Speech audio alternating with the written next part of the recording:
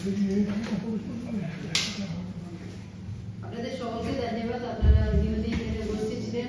সিঙ্গুরের সভাতে মাননীয় মুখ্যমন্ত্রীর হাত দিয়ে আমাদের রাজ্য স্তরে বাংলা বাড়ি 2 ফেজের সেকেন্ড ফেজের প্রকল্পটা চালু হয়েছে। গত বছর আপনারা জানেন প্রথমবার যখন বাংলা বাড়ি আবাস যোজনা যখন শুরু হয়েছিল তখন আমাদের পূর্ব বর্ধমান জেলার আমাদের ৭৯,০০০ উপভোক্তারা ছিল। ইতিমধ্যে অনেক লোকেদের বাড়ির কাজটা সম্পন্ন হয়েছে। এই বছর আমাদের সেকেন্ড যে বাংলা বাড়ি ফেজ 2 আছে, আজকে আমাদের ৫৪,০০০ আমাদের এখানে 54,000 আমাদের এখান থেকে দেওয়া হচ্ছে। ইতিমধ্যে বেনিফিশিয়ারির অ্যাকাউন্টে ব্যাংক অ্যাকাউন্টে টাকাটা ঢুকে গেছে। আর এর বাইরেও যারা সরাসরি মুখ্যমন্ত্রীকে ফোন করে যারা আবেদন দিয়েছে তাদের জন্য আমরা ফিল্ড ভেরিফিকেশন শুরু করে দিয়েছে। 30শে জানুয়ারির মধ্যে আমরা ইনকোয়ারি করে সেগুলো আমরা পাঠিয়ে দেবো।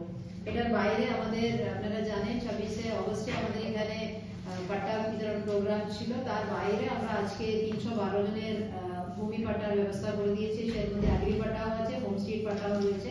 কয়েকজন ভক্তদের হাতে আমরা এখান থেকে দিয়েছি, বাদ বাকি পাট্টা আমরা ব্লকে ব্লকে প্রোগ্রাম হচ্ছে সেখান থেকে দেওয়া হচ্ছে।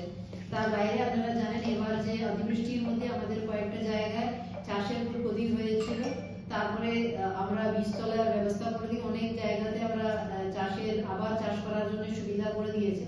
তার বাইরে আমাদের ক্রপ কাটিং এ আমরা দেখতে পেরেছি কয়েকটা জায়গা আমাদের চাষিদের ক্ষতি হয়েছে। সেই জায়গাতে 4টে ব্লক আমাদের কেতুগ্রাম 1, 2 এবং রায়না 1 নম্বর আর 2 নম্বর 4টে ব্লকে আমাদের যাদের চাষের ক্ষতি হয়েছিল বাংলা শস্য বীমার আওতায় আমাদের 32,725 মতো বেনিফিশিয়ারিদের আমাদের 12 কোটি টাকা আমরা দিয়েছি। আজকে তাদের অ্যাকাউন্টে চলে গেছে। কয়েকজনকে আজকে এখান থেকে আমাদের মাননীয় মন্ত্রী শ্রী স্বপন দেবনাথ মহাশয়ের হাত দিয়ে তাদের শুভেচ্ছা বার্তা প্রদান করা হয়েছে।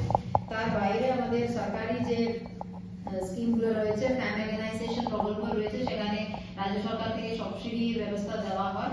সেই কয়েকজন চাষিদের হাতে আমরা অনেক মেশিনারি আজকে তুলে দিয়েছি।